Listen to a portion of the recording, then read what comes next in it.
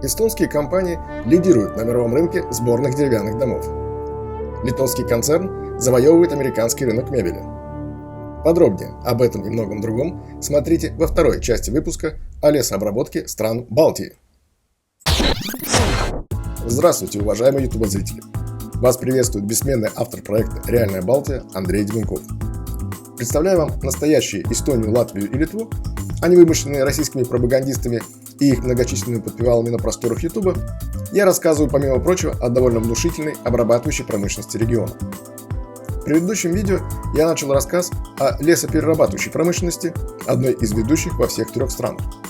Если вы еще не видели, обязательно посмотрите, потому что там я даю представление о том, что представляет из себя лесообрабатывающая промышленность Эстонии, Латвии и Литвы в общих чертах, а также какие есть крупные и интересные предприятия по выпуску фанеры и продукции общей деревообработки. Сегодня же в открытый доступ поступила вторая половина выпуска, которую спонсоры проекта видели намного раньше. Посвящена она обзору ведущих предприятий региона по производству сборных деревянных домов, мебели и целлюлозно-бумажной продукции.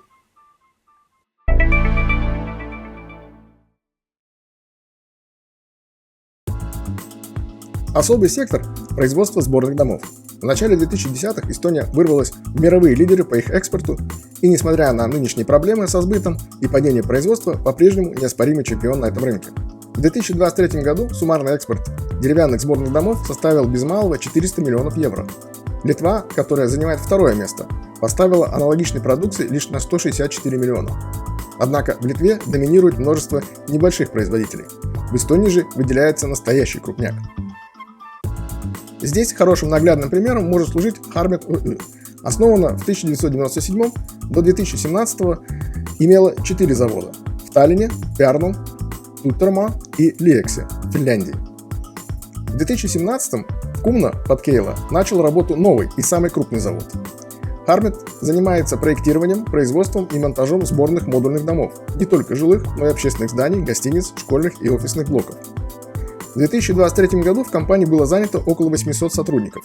Выручка составила 125 миллионов евро. При этом на экспорт пришлось 88% поставок, в основном в Северную Европу. Almaco – ведущий производитель садовых домиков, бревенчатых домов, детских игровых площадок и конструкций из клееного бруса в странах Балтии. Входит в состав Lemex Group, принадлежащий эстонским владельцам. 4 завода в Тартума, Ляне Вирума и Игевама перерабатывают свыше 200 тысяч кубометров пиломатериалов и выпускают более 50 тысяч готовых изделий в год. В 2023 году оборот Almaco превысил 110 миллионов евро. Свыше 90% продукции идет на экспорт в более чем 30 стран, включая Германию, Францию, Великобританию, Норвегию и Японию. На предприятиях в сумме занято 480 работников. Компания активно развивает проекты по утилизации отходов и использует биотопливо для собственных нужд.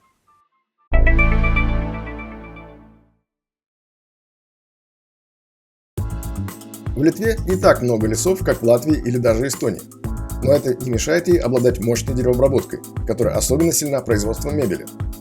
Как я уже упоминал, страна занимает 4-е место в Европе после Польши, Италии и Германии среди поставщиков мебели для гиганта IKEA. Этим занимается несколько местных крупных компаний, одна из них принадлежит самой IKEA. Предприятие IKEA Industry Lietuva, одно из крупнейших в отрасли, расположено в городке Козлу-Руда. Завод был основан в 1994 году под названием Suidvod Козлу-Руда и с 2008 года работает как часть подразделения IKEA Industry. Предприятие выпускает древесно-стружечные плиты и корпусную мебель, полностью ориентируясь на потребности IKEA. В 2023 году оборот составил 168 миллионов евро, число занятых более 620. Литовская мебельная компания Freda – один из старейших и крупнейших производителей корпусной мебели в стране. История предприятия восходит еще к концу 19 века, а в нынешнем виде оно было реорганизовано после приватизации в 1994 году. Основная площадка находится в Каунасе, где компания превратилась в своего рода флагман литовской мебельной индустрии. Freda производит широкий ассортимент мебели для дома – шкафы, стеллажи, кухонные элементы, гардеробы и почти полностью ориентирована на экспорт, главным образом в страны Европейского Союза. Более 95% продукции поставляется через цепочку IKEA, для которой предприятие выпускает готовые комплекты и модули. Сегодня Freda – это фактически группа предприятий, включающая в себя несколько юридических лиц, в частности ОАБ «Фреда» и ОАБ «Фреда ДУ», представляющие разные производственные площадки. В 2016 году компания открыла новый завод в Каунасской свободной экономической зоне, куда перенесла часть мощностей и где сосредоточено производство крупногабаритных панелей и фасадов. Этот филиал быстро стал одним из самых современных мебельных предприятий в Балтии. Высокая степень автоматизации, передовые немецкие и итальянские производственные линии, комплексная система утилизации древесных отходов. Совокупный оборот обеих площадок в 2024 году превысил 420 миллионов евро, что делает Фреда крупнейшим независимым мебельным производителем Литвы. Компания трудоустраивает около 1700 человек и продолжает активно инвестировать в развитие. Последний проект – новое расширение на 50 миллионов евро в Каунасской свободной экономической зоне. Фреда входит в число наиболее технологичных предприятий отрасли и декларирует намерение достичь углеродной нейтральности к 2030 году. Один из ведущих сторонних поставщиков IKEA в Литве, холдинг VMG Группе, свыше 3000 работников, которого занимаются деревообработкой, производством мебели, упаковки и много чем еще. Через кипрскую компанию принадлежит литовскому капиталу.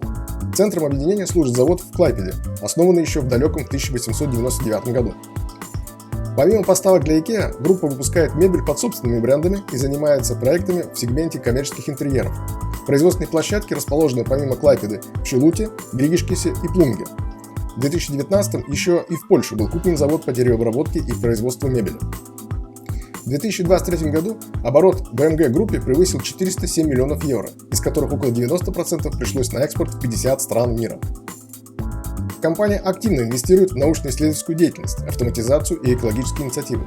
Используется древесина из сертифицированных источников, внедряются технологии утилизации отходов и сокращения выбросов углекислого газа. В Клайпедском инновационно-технологическом парке VMG создала исследовательский центр и завод по автоматизации на сумму около 30 миллионов евро, а в районе Акмяне построила собственный ветропарк стоимостью около 40 миллионов для обеспечения производства зеленой энергии. SBA Home – крупнейшее объединение мебельных фабрик в Литве и один из ведущих производителей корпусной мебели в Европе. Входит в литовский концерн SBA Group, объединяющий более 30 компаний, основной по объему деятельности среди которых является мебельная группа. Текстильное предприятие Utenos Trikotažas, о котором я рассказывал в прошлом выпуске, тоже входит в SBA Group. В структуру SBA Home входят фабрики в Клайпеде, Висагинасе, Шилуте и Каунасе, специализирующиеся на выпуске мебели для IKEA и других крупных ритейлеров.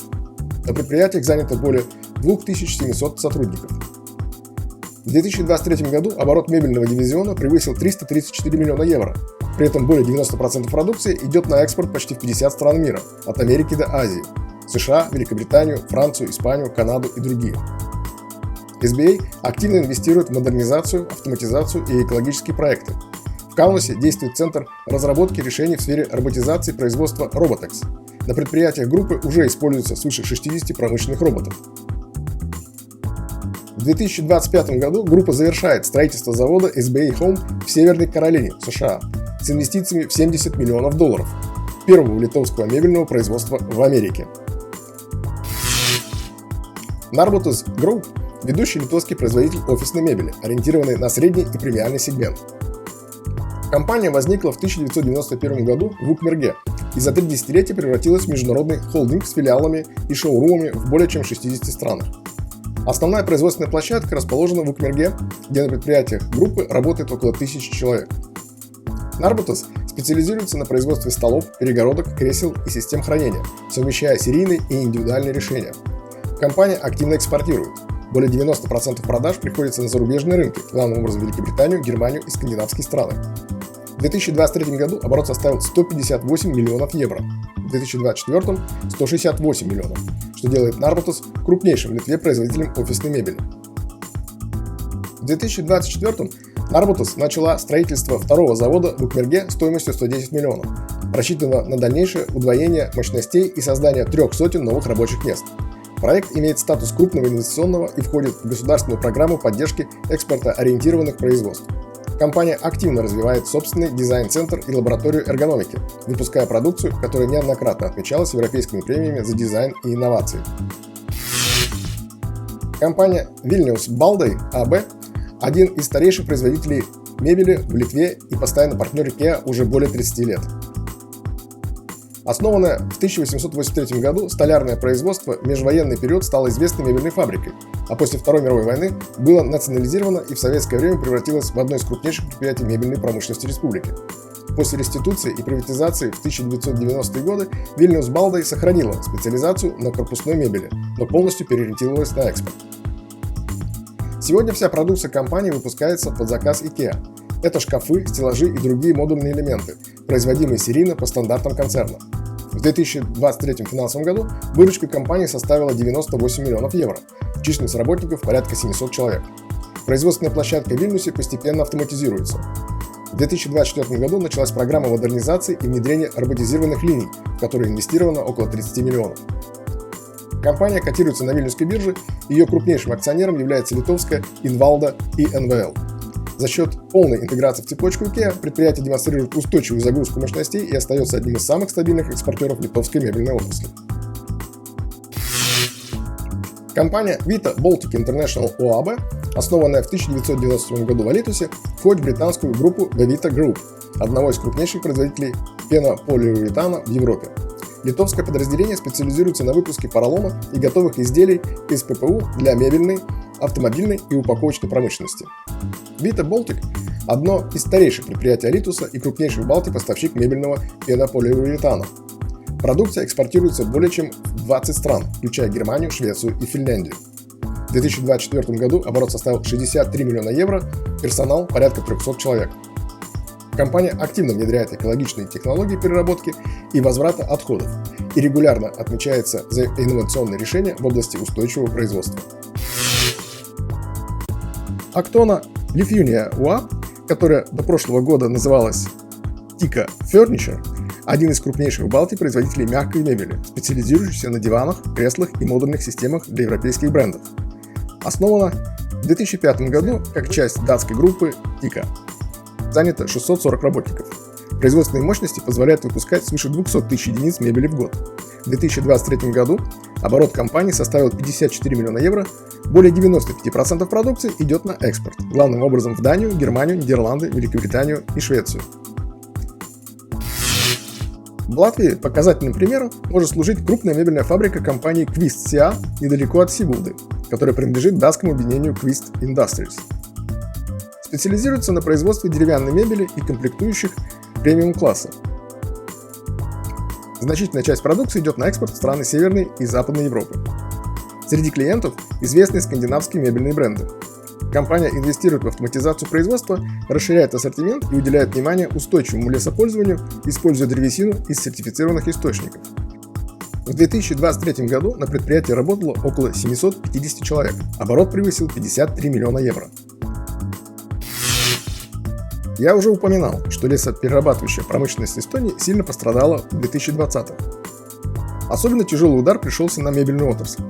С началом энергетического кризиса в 2021 году в Эстонии резко подскочили цены на электроэнергию, что существенно повысило себестоимость продукции, главным рынком сбыта для которой была Северная Европа, изобилующая дешевой электроэнергией, получаемой в основном на ГЭС и АЭС. Как признало руководство мебельной компании Standard, доля электроэнергии в стоимости ее продукции на пике энергетического кризиса подскочила с 2 до 8%. Это подкосило производителей.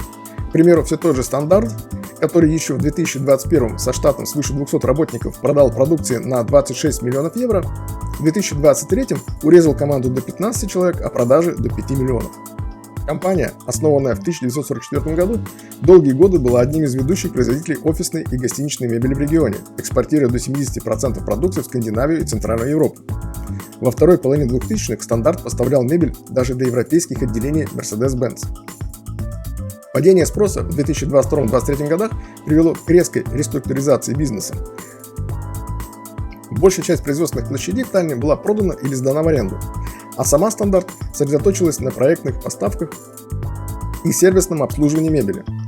Несмотря на кризис, предприятие сохраняет бренд и ведет ограниченные поставки для корпоративных клиентов. Вендре АС – крупнейший в Эстонии производитель матрасов и постельных принадлежностей, базируется в Пярну и имеет производственную площадку в Польше. Свою историю отсчитывает с 1935 года. С 1996 семья Хунд, шведов с эстонскими корнями, вошла в совладение фабрикой Вендра, к 2000-му окончательно завладела им. Компания работает на стыке мебельной и текстильной отраслей, выпускает матрасы, подушки, одеяла и другую продукцию для сна. Годовая производственная мощность Вендры составляет более 18 миллионов одеял и подушек, а также более 600 тысяч кроватей и матрасов, что делает ее одной из крупнейших в Европе в своей сфере. В лучшие годы оборот Вендры превышал 60-70 миллионов евро. Штат доходил до 1000 сотрудников. В 2023 году компания показала оборот около 57 миллионов. Списочная численность персонала в последние годы составляла порядка 320 человек. К 2025 наблюдается частичное восстановление до почти 400 сотрудников.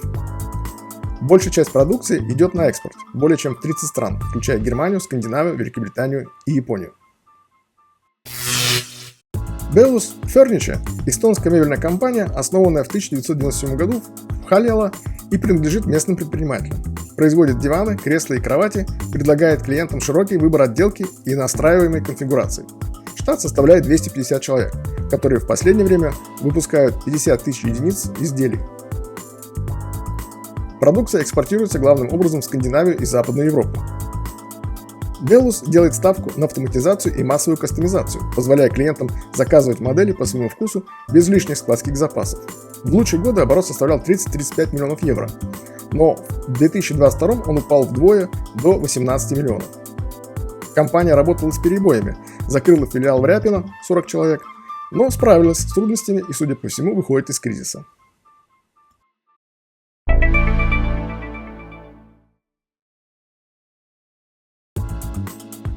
АБ Grigeo – группа литовских предприятий, которые производят туалетную бумагу, упаковочную бумагу и ячеистые наполнители, гофрированный картон и упаковку, древесно-волокнистые плиты. Занято в сумме около 900 работников. Оборот в 2023 году превысил 195 миллионов евро. Центром является бумажная фабрика в Григишкесе, недалеко от Вильнюса, основанная еще в 1929 году. В 2023 году Grigeo выпустила более 140 тысяч тонн бумажной и картонной продукции, а экспорт составил около 60% выручки. Продукция поставляется в более чем 20 стран, включая Польшу, Латвию, Эстонию, Германию и Швецию. Компания активно инвестирует в переработку макулатуры и сокращение водопотребления. В 2024 году завершился процесс по выкупу 100% акций завода по производству туалетной бумаги и картона Mniedamice польской компании ГЗП, около 170 работников. Тогда же было объявлено о планах модернизации производства в Григишкесе с бюджетом около 30 миллионов евро, включая установку нового картоноделательного оборудования.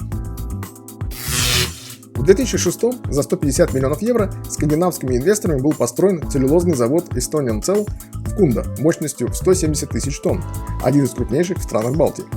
Затем было инвестировано еще 50 миллионов в развитие предприятия. 2022 год был очень сложным, завод работал с перебоями, но худшее, похоже, позади. Почти сотня рабочих мест сохранена. В 2023 году предприятие произвело около 162 тысяч тонн беленой химико-термомеханической массы, а выручка составила 87 миллионов евро. Более 95% продукции экспортируется. Основные рынки – Германия, Италия, Австрия, Бельгия и Китай. В 2023-2024 годах компания инвестировала около 4 миллионов евро в повышение энергоэффективности, включая установку системы рекуперации тепла и модернизацию сушильных установок. Латвия, наряду с Эстонией, входит еще и в пятерку европейских лидеров по производству древесных топливных гранул. Ведущее предприятие New Fuels в Резекне основано в 2010 году. В 2023 объем производства составил 275 тысяч тонн, а выручка превысила 46 миллионов евро. Около 90% продукции идет на экспорт. Основные рынки сбыта – Великобритания, Дания, Бельгия, Нидерланды и Италия. На предприятии занято около сотни работников. Компания активно инвестирует в модернизацию оборудования и повышение энергоэффективности, в том числе через установку систем очистки выбросов и оптимизацию логистики поставок сырья. Что ж, очередная глава моего романа об обрабатывающей промышленности стран Балтии пройдена. Надеюсь, вам было интересно и есть желание продолжить знакомство с этой обширной темой, потому что впереди еще 3 части, одна другой интереснее. В них я расскажу о химической промышленности и металлургии Эстонии, Латвии и Литвы, о всем богатом спектре машиностроения, наконец, о формирующихся в регионе самых передовых отраслях новой промышленности. которые во многом определят будущее нашей экономики. До новых встреч!